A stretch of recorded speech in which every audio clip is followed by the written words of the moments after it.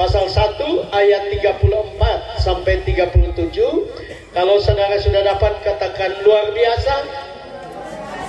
Iya, kita baca bersama-sama 3, 2, 1. Kata Maria kepada malaikat itu, bagaimana hal itu mungkin terjadi karena aku belum bersuami?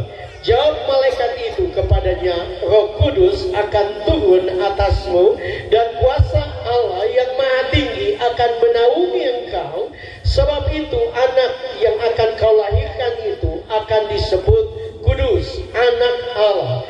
Dan sesungguhnya Elisabeth anakmu itu, ia pun sedang mengandung seorang anak laki-laki pada hari tuanya, dan inilah bulan yang ke-6 bagi dia yang disebut mandul itu. Sebab bagi Allah tidak ada yang mustahil. Amin. Silakan duduk Bapak Ibu Saudara-saudara. Nah, kalau kita merenungkan kebenaran ini Bapak Ibu Saudara-saudara, kita bisa melihat bahwa ya di hari Natal adalah saat yang terbaik untuk manusia, ya saya dan saudara, merenungkan bahwa kita semua ini terbatas. Kita semua ini penuh dengan kekurangan. Kita semua ini penuh dengan pergumulan dalam hidup ini karena kita sedang hidup di dunia yang berdosa. Dunia yang berdosa ini penuh dengan tantangan dan peringatan Tuhan untuk memperhatikan keadaan Bapak Ibu Saudara-saudara. Ini juga berhubungan dengan orang Israel yang berusaha untuk bekerja keras. Mereka berjuang dengan kekuatan mereka. Mereka mengerjakan yang terbaik. Tetapi dalam kenyataannya, kehidupan mereka penuh dengan berbagai pergumulan, penuh dengan berbagai masalah. Dan Bapak Ibu Saudara-saudara, ini yang harusnya kita renungkan secara khusus, ya warga jemaat GKPMI. Kita harus perhatikan keadaan kita, ya. Karena saya dan saudara harus sadar bahwa ada banyak hal dalam hidup ini tanpa Tuhan kita akan hancur. Amin. Tanpa Tuhan kita tidak mampu, tanpa Tuhan kita tidak bisa menghadapi kehidupan ini. Ya.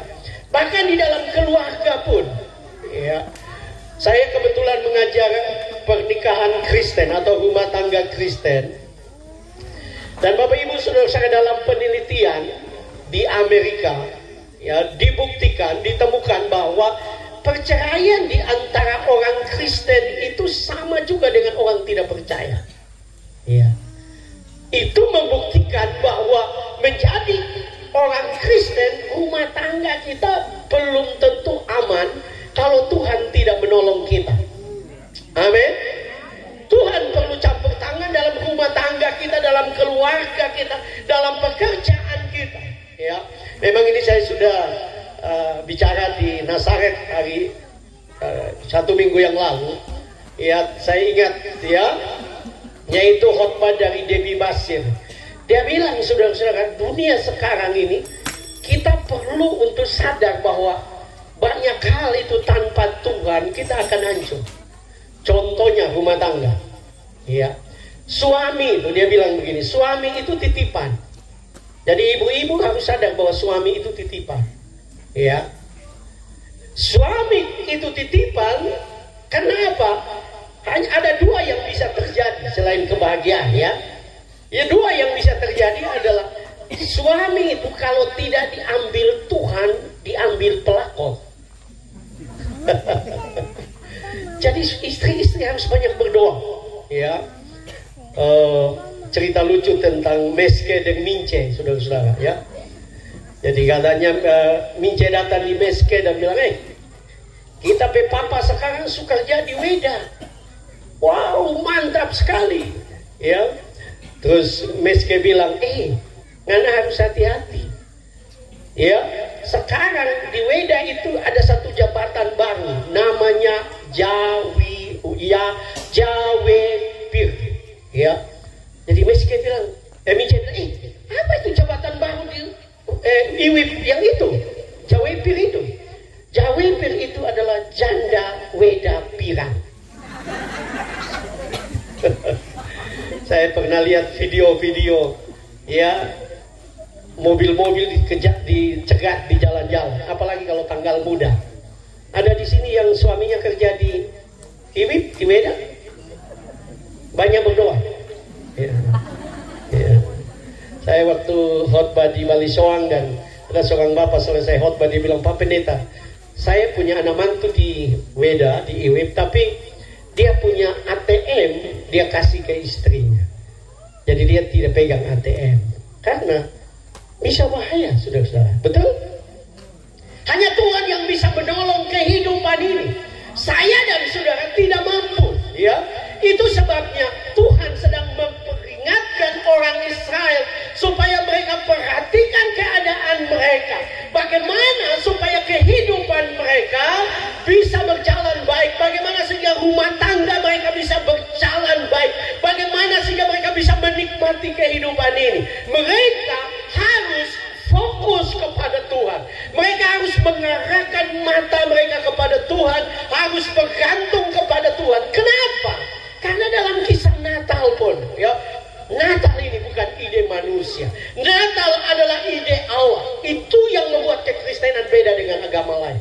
Agama lain adalah usaha manusia untuk mencari Allah, ya, dengan berbagai usaha mereka, dengan amal ibadah mereka, dengan sembahyang mereka.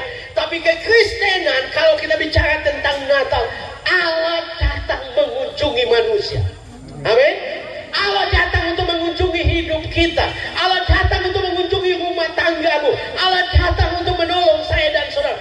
Karena kita ini tidak mampu, ya. Nah, kalau saudara baca menurut perhitungan normal Alkitab, dari Adam itu sampai kepada kelahiran Yesus 4.000 tahun, Allah telah menunjukkan bahwa manusia tidak mampu. Manusia hanya bisa menikmati hidup ini apabila Allah datang untuk mengunjungi manusia. Dan Natal itu adalah satu momen yang penting, Bapak Ibu saudara-saudara. Ya, kenapa? Karena saudara harus bangga sebagai orang Kristen. Kenapa? Karena tahukah saudara bahwa semua negara di dunia ini menggunakan apa yang disebut dengan kalender Masehi.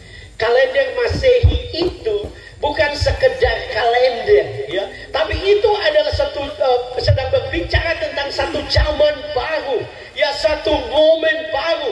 Itu sebabnya saudara-saudara, di dalam bahasa Latin untuk tahun Masehi itu digunakan kata Anno Domini. Anno Domini itu mempunyai arti tahun daripada Tuhan kita. Jadi saya dan saudara sebagai orang percaya, kita ada di tahun yang merupakan tahun Tuhan kita Yesus Kristus. Amin. Yesus sudah lahir bagi kita. Dia sudah datang dan dia memberi kabar baik yang disebut dengan tahun rahmat Tuhan telah datang. Tahun anugerah Tuhan telah datang. Dan Bapak Ibu saudara-saudara, luar biasa. Ya. Karena kalau saudara juga teliti Alkitab, dari Maliaki sampai kepada kelahiran Yohanes Pembaptis, pemberitaan kelahiran Yohanes Pembaptis dan pemberitaan kelahiran Yesus, itu Tuhan tidak bicara kepada orang Israel. Tidak ada suara Tuhan selama 400 tahun. Itu yang disebut dengan zaman kegelapan. Tuhan tidak bicara. Tapi setelah itu Tuhan datang dan memberitahukan kepada Sakaria tentang kelahiran anaknya, ya, yang kita tahu Yohanes Pembaptis. Kemudian datang kepada Maria dan diberi anugerah. Dan saudara lihat percakapan antara Maria dan malaikat. Kenapa luar biasa Tuhan memilih Maria? Karena Maria menyadari keterbatasannya. Maria menyadari kekurangannya. Dan dia tahu waktu Tuhan datang kepada dia, di hidupnya menjadi berbeda. Hidupnya menjadi luar biasa. Karena itu Bapak Ibu saudara, mari kita belajar daripada bagian firman Tuhan yang tadi kita baca. Ada dua hal yang kita bisa belajar. Fokus kepada Tuhan di hari Natal mendatangkan mujizat. Karena apabila kita fokus kepada diri sendiri, maka kita sadar kita terbatas. Perhatikan di dalam ayat 34 dan 35. Kata Maria kepada malaikat itu, bagaimana hal itu mungkin terjadi? Karena aku belum bersuami. Jawab malaikat itu kepadanya, Roh Kudus akan turun atasmu dan kuasa Allah yang Maha Tinggi akan menaungi engkau. Sebab itu anak yang akan kau lahirkan itu akan disebut kudus, anak Allah. Iya. Nah, Bapak Ibu saudara-saudara, perhatikan di sini, Maria. Saya percaya Maria adalah seorang yang dekat dengan Tuhan. Iya, dia bagi saya ini luar biasa. Kalau saudara merenungkan, Zakaria, ya, yang adalah imam besar yang terpilih untuk masuk dalam ruang Maha Kudus, ya, berdoa bertahun-tahun untuk mendapatkan anak. Ya, dia sudah berdoa bertahun-tahun dengan Elizabeth istrinya untuk dapat anak. Tapi waktu malaikat datang untuk memberitahukan kepada dia bahwa istrinya akan punya anak, mereka akan punya anak, Alkitab mengatakan bahwa Zakaria tidak percaya. Tapi waktu malaikat datang kepada Maria, respon Maria luar biasa. Ini menunjukkan bahwa Tuhan tidak membedakan jabatan kita. Amin. Saudara mau jemaat biasa, saudaramu orang biasa, mungkin saudara orang yang tidak berpendidikan, mungkin saudara orang sederhana, tapi saya mau katakan, kalau engkau membuka hati, kalau engkau percaya kepada Tuhan, Tuhan akan datang dalam hidupmu, datang dalam rumah tanggamu, sehingga engkau akan lihat bahwa Tuhan itu dahsyat, Tuhan itu luar biasa, Tuhan itu heran, saudara-saudara. Perhatikan Maria, dia berkata di sini, bagaimana mungkin ya hal itu bisa terjadi? Ya, kata mungkin di sini Bapak Ibu saudara-saudara itu berasal dari kata Yunani eimi. Eimi ini Bapak Ibu saudara-saudara, Maria sedang berkata, bagaimana mungkin? Arti lain dari eimi selain mungkin adalah ada. Bagaimana bisa ada? Bagaimana bisa ada seorang anak di kandungan saya? Dalam terjemahan lain dipakai, dia berkata bahwa bagaimana mungkin aku bisa mendapatkan anak? Aku masih perawan, aku masih suci. Iya. Jadi saudara, Maria sedang menyadari bahwa dia begitu terbatas, ya, begitu penuh dengan kekurangan. Dan dia sadar bahwa hanya Tuhan yang bisa menolong dia. Dan dia berkata pernyataan ini, bagaimana bisa ada? Kata lain dari Amy adalah terjadi. Bagaimana bisa terjadi? Ya, Pak Pendeta tidak tahu keadaan saya. Saya mau katakan saudara, sebagai orang percaya, kita percaya bahwa kita punya Tuhan yang besar. Berapa banyak saudara malam ini yang percaya kau punya Tuhan yang besar? Lambaikan tangan. Kita punya Tuhan yang besar, ya, segala sesuatu bisa terjadi. Amin. Mujizat dapat terjadi, ya, hal-hal yang luar biasa dapat terjadi. Kenapa? Karena kita punya Tuhan yang dahsyat. Mungkin sampai malam ini saudara-saudara belum ada kue Natal, ya, saudara mulai pusing. Ini tidak ada kue Natal, tidak ada yang mustahil bagi Tuhan. Amin. Tuhan kita adalah Tuhan yang besar. Tuhan kita adalah Tuhan yang luar biasa. Amin. Dia dapat memberkati kita dengan berbagai cara. Yang penting kita percaya. Amin. Yang penting kita percaya kepada firman-Nya. Yang penting kita mengandalkan Dia. Ya. Kemudian saudara, malaikat itu menjawab dia, Roh Kudus akan turun atasmu dan kuasa Allah yang Maha Tinggi akan menaungi engkau. Kalau kita teliti kata menaungi, Bapak Ibu Saudara-saudara, itu berasal dari kata Yunani epeskeatso. Epeskeatso ini, saudara-saudara, dia pertama memang betul menaungi. Ya. Ini mempunyai arti yang luar biasa. Kenapa saudara-saudara? Kalau saudara kembali kepada kitab Kejadian pasal 1, ya, Kejadian pasal 1, di situ dikatakan ayat yang kedua dan 3, dikatakan begini, bumi belum berbentuk dan kosong gelap gulita menutupi samudera raya dan Roh Allah melayang-layang di atas permukaan air. Nah, kata melayang-layang ini Bapak Ibu Saudara-saudara, ini adalah satu gambaran tentang seekor induk ayam sedang mengerami telurnya. Ya, jadi Roh Allah terlibat di dalam penciptaan dan dia memberi kehidupan sama seperti seekor ayam yang mengerami telurnya. Dia sedang memberi kehidupan kepada telur itu. Dan malaikat itu berkata kepada Maria, Roh Allah akan menaungi engkau dan engkau akan memiliki seorang anak. Saya percaya, saudara-saudara, kita orang-orang Kristen yang hidup saat ini harusnya orang-orang Kristen yang akan terus melihat mujizat Tuhan. Apapun masalah, apapun pergumulan, tidak ada yang mustahil bagi Tuhan.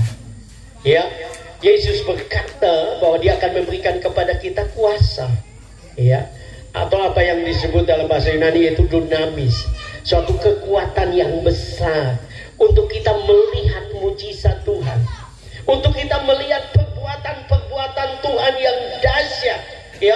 Tetapi saudara harus perhatikan dalam Kejadian pasal 1 ayat 2, Roh Allah melayang-layang, tapi sesuatu belum terjadi. Sampai di ayat 3 dikatakan, berfirmanlah Allah, jadilah terang, lalu terang itu jadi. Ya. Kenapa ini penting? Ya, saudara, Roh Allah sudah ada, menaungi, memberi kehidupan.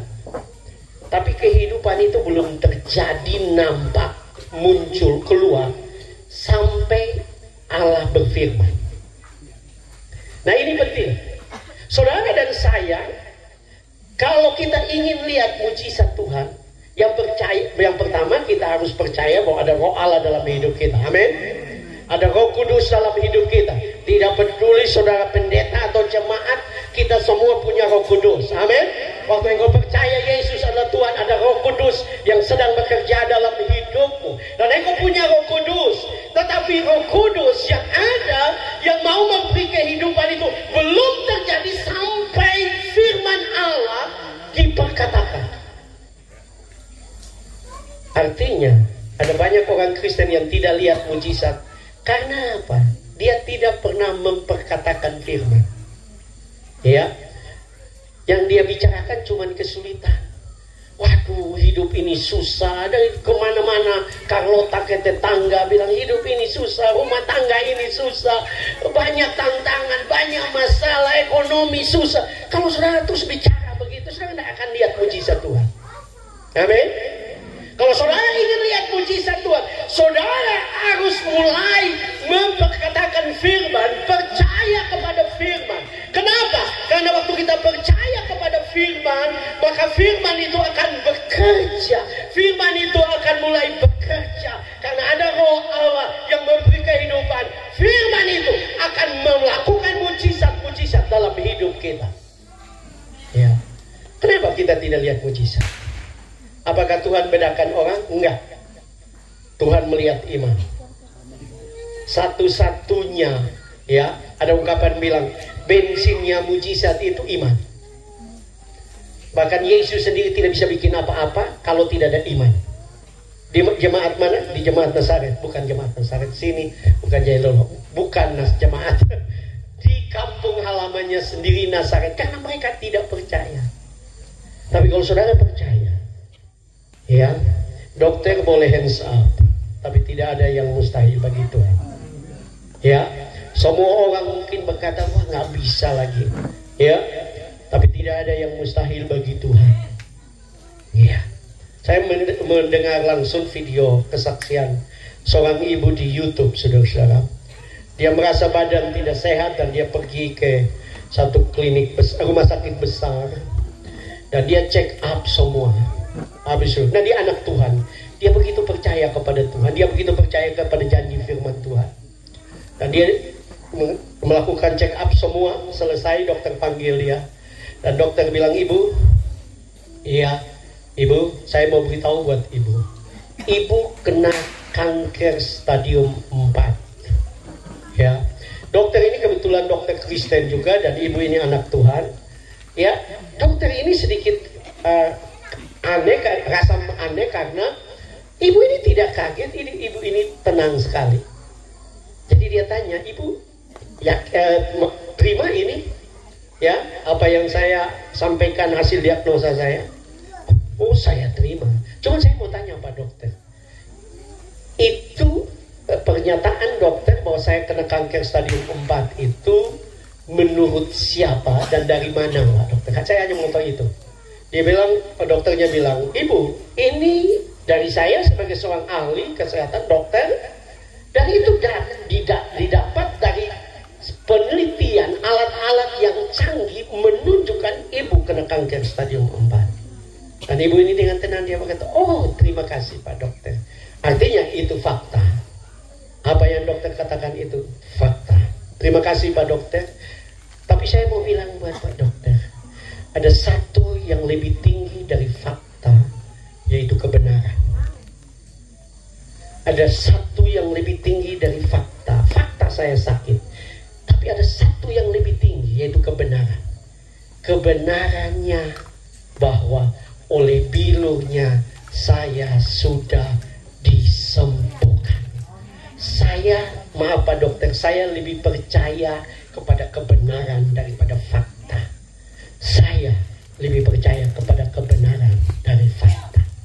Mungkin faktamu malam ini engkau miskin, tapi kebenarannya Yesus berkata, aku datang supaya engkau mempunyai hidup dan mempunyainya dalam segala kelimpahan. Mungkin faktanya engkau sepertinya tidak punya masa depan, tapi kebenarannya Allah merancangkan masa depan yang gilang gemilang bagi engkau.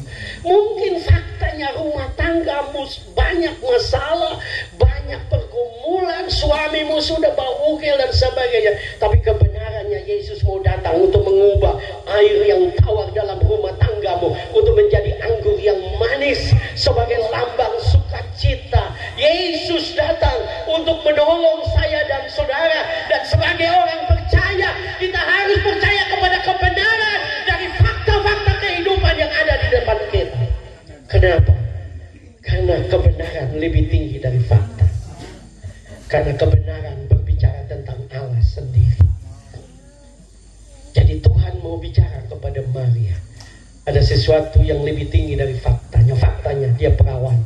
Faktanya dia belum bersuami. Mereka belum menikah, baru bertunangan. Tapi kebenarannya, kalau Roh Allah turun, mujizat terjadi. Kalau dia berfirman, sesuatu terjadi.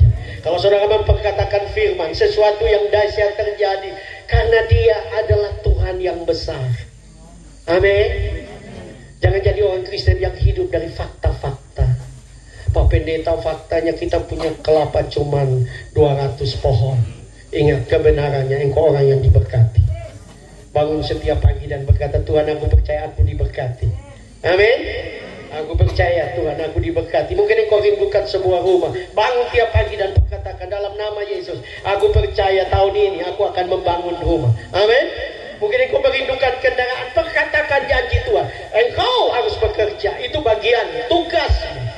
Tapi firman Allah yang melakukan mujizat, firman Allah yang mengerjakan hal-hal yang dahsyat. Dan Tuhan mau kita orang Kristen hidup dari kebenaran.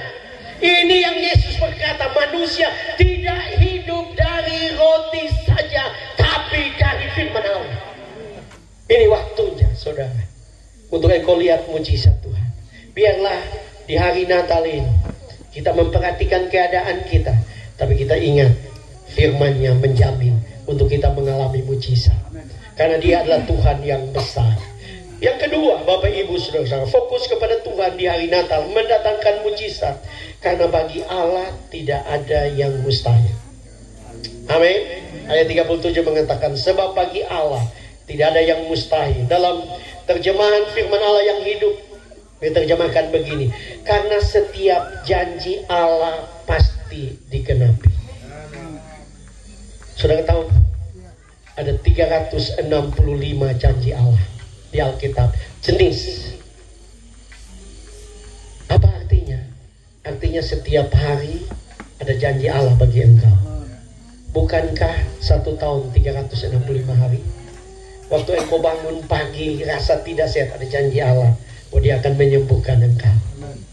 Karena itu orang Kristen harus hidup dari janji Allah. Amin. Harus percaya bahwa tidak ada yang mustahil. Pasti Tuhan menggenapi janjinya dalam hidup kita kalau kita sungguh-sungguh percaya, sungguh-sungguh bergantung kepada Tuhan. Saya sudah lihat itu, saudara, bahwa Tuhan itu dahsyat, Tuhan itu luar biasa. Karena saya alami itu dalam hidup ini. Hidup kita bukan berdasarkan gaji kita, tapi berdasarkan janji Tuhan. Amin. Jangan hidup dari gaji, ya. Kalau saudara hidup dari gaji, tanggal muda stres, tanggal tua stres, ya. Tanggal muda nyanyinya lain, Allahku luar biasa. Nanti kalau mulai tanggal 20-an ke atas, mulai peganglah tanganku roh kudus, karena sudah habis. Tinggal cuman Patimura saja, tapi sekarang sudah tidak ada Patimura, ya. Saudara, kita hanya hidup dari janji Tuhan. Dan saya lihat itu, ya, saya lihat itu, Tuhan itu baik, Tuhan itu dahsyat. Tidak ada yang mustahil bagi Tuhan. Kata yang mustahil itu berasal dari kata Yunani adonateho. Adonateho ini bukan saja yang mustahil, tapi tidak ada yang mempunyai kekuatan untuk menahan Allah bekerja. Tidak ada. Kalau engkau percaya kepada firman, kalau engkau hidup dari firman, engkau perkatakan firman, engkau mengimani janji Tuhan, engkau hidup sebagai orang benar, saya mau katakan setan pun tidak bisa menahan berkat atas hidup. Karena kalau Tuhan mau berkati, setan tidak bisa menghalangi. Ya, setan tidak bisa menghalangi. Kenapa? Karena Tuhan jaga. Saya nggak tulis di sini. Saudara ingat Ayub? Alkitab mengatakan Ayub 1, waktu para malaikat pulang, iblis juga ikut datang. Dan waktu Allah melihat Allah bertanya kepada iblis, apakah engkau melihat hambaku Ayub, seorang yang saleh, takut akan aku? Ya, dan saudara ingat pernyataan iblis. Ya, iblis berkata, Tuhan Allah atau Tuhan, Ayub seperti itu karena engkau memanggari dia sekelilingnya. Ayub, Alkitab mengatakan, sudah baca pasal 1, dia menjadi orang terkaya di timur pada waktu itu. Kenapa? Karena dia takut akan Tuhan, dia percaya kepada Tuhan, dia diberkati oleh Tuhan. Iblis tidak bisa. Iblis bisa waktu Allah mengizinkan pagar perlindungannya terbuka, baru iblis bisa menyusahkan Ayub. Artinya kita orang percaya, iblis tidak punya kekuatan untuk menghancurkan kita. Iblis tidak mampu. Tidak ada yang bisa. Karena kalau Allah yang memberkati, maka saya dan saudara akan melihat bahwa betapa Tuhan itu dahsyat, betapa Tuhan itu luar biasa. Tuhan punya rancangan yang besar. Bagi Tuhan tidak ada yang mustahil. Bagi Allah tidak ada yang mustahil. Apa yang engkau gumulkan hari-hari ini? Apa yang engkau tantangan? Apa yang menjadi tantangan? Apa yang menjadi persoalan? Apa yang menjadi penyakitmu hari-hari ini? Saya mau katakan, bagi Allah tidak ada yang mustahil. Amin. Kalau kita percaya, kita sungguh-sungguh percaya, kita akan lihat mujizat Tuhan. Kita akan lihat kemuliaan Tuhan. Kita akan lihat bahwa Tuhan itu dahsyat. Yang penting kita percaya. Amin. Saudara ingin percaya kepada Tuhan? Amin. Berapa banyak yakin bahwa tidak ada yang mustahil bagi Tuhan? Lambaikan tanganmu. Apa yang engkau gumulkan di hari Natal ini dan memasuki nanti tahun 2025? Percaya, engkau akan lihat mujizat Tuhan. Engkau akan lihat kebesaran Tuhan. Engkau akan lihat betapa Tuhan itu dahsyat. Saya akan mengakhiri dengan satu kesaksian juga yang saya lihat di YouTube, saudara-saudara. Ya, cerita tentang pencipta lagu dan pemimpin pujian yang terkenal, cukup terkenal di Indonesia, yaitu Michael Penjahitan. Ya, Michael Penjahitan adalah pencipta lagu dan juga sekarang menjadi pengkhotbah di mana-mana. Dia cerita waktu dia pelayanan ke Luwuk, Saya lupa dengan tempat, Luwuk, Sulawesi Selatan atau Sulawesi Tenggara. Tapi dia pergi ke Luwuk. Dia diundang ke Luwuk. Dan saudara-saudara, hari Sabtu dia KKR, hari Minggu pagi dia khotbah di ibadah raya. Dan jemaat dan gembala di situ sudah bilang, nanti Minggu malam, karena mereka tidak ada kegiatan, kita akan makan seafood di kota Luwuk yang paling enak, yang terkenal di kota Luwuk. Jadi mereka sudah merencanakan, sudah atur semua. Saudara-saudara, waktu KKR hari Sabtu dan ibadah hari Minggu selesai, saudara-saudara, ada seorang pendeta datang ke gembala sidang yang mengundang Michael Penjahitan. Dan kemudian pendeta itu berkata, Pak Pendeta, kalau boleh KKR di gereja saya, ya, daripada malam Minggu tidak ada kegiatan, lebih baik KKR. Dan pendeta ini yang undang dia bilang, apa pendeta? Kami sudah atur jadwal dan malam Minggu ini kita mau ajak Michael Penjahitan untuk makan seafood. Sudah dijadwalkan dan kami semua sudah atur itu. Dia bilang, Pak Pendeta tolong Kak. Kemudian pendeta yang undang ini berkata, kalau gitu tunggu, nanti saya bicara dengan Michael Penjahitan. Singkat cerita mereka kemudian bicara, ya.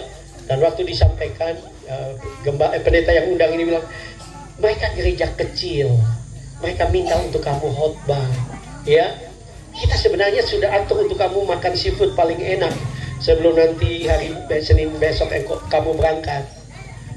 Nah saudara, waktu dia bilang gereja kecil, Michael Penjahitan merasa Tuhan itu ada di mana-mana. Gereja kecil atau gereja besar, Tuhan ada. Dan dia bilang, saya akan datang, kita KKR, tidak usah makan seafood malam Minggu. Nah, kemudian mereka datang ke gereja itu pada Minggu malam. Waktu tiba, saudara, ada seorang oma datang langsung dekat dengan Michael Penjahitan, langsung dia tampar. Ya, bukan tampar kasar, tapi dia sedang mau buktikan apakah ini bukan dia mimpi. Dan ternyata ada cerita di baliknya, saudara. Dia mulai cerita, dia bilang,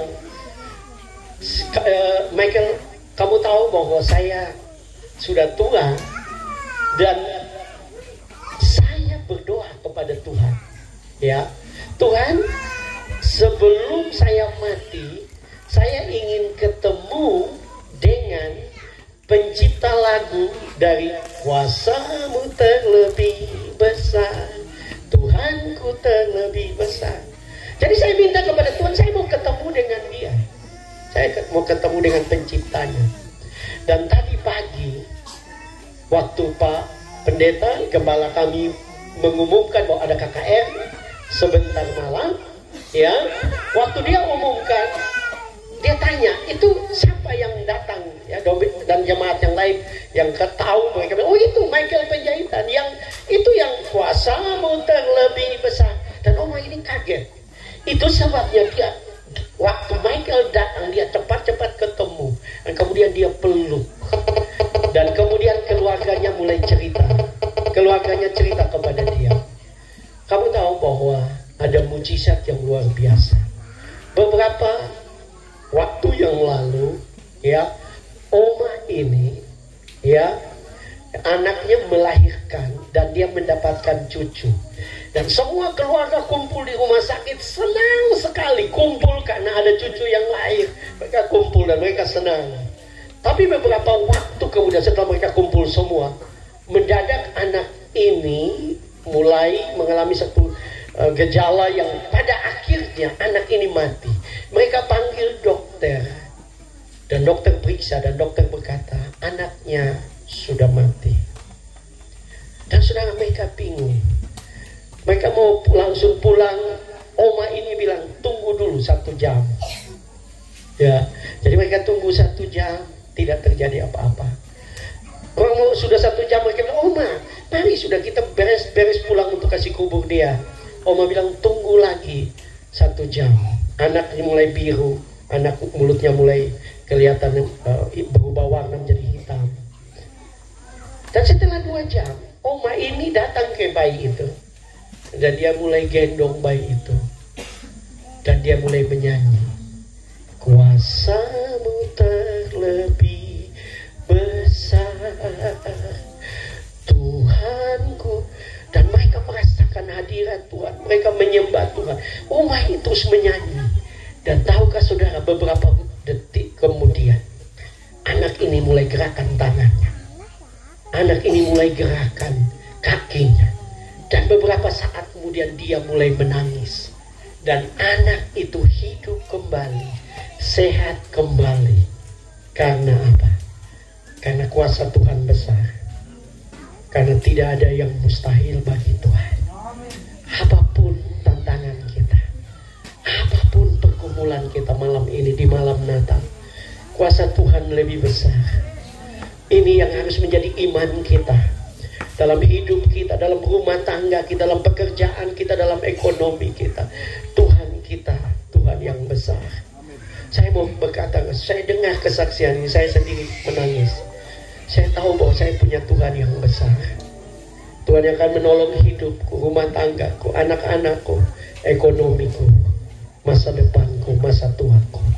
Aku punya Tuhan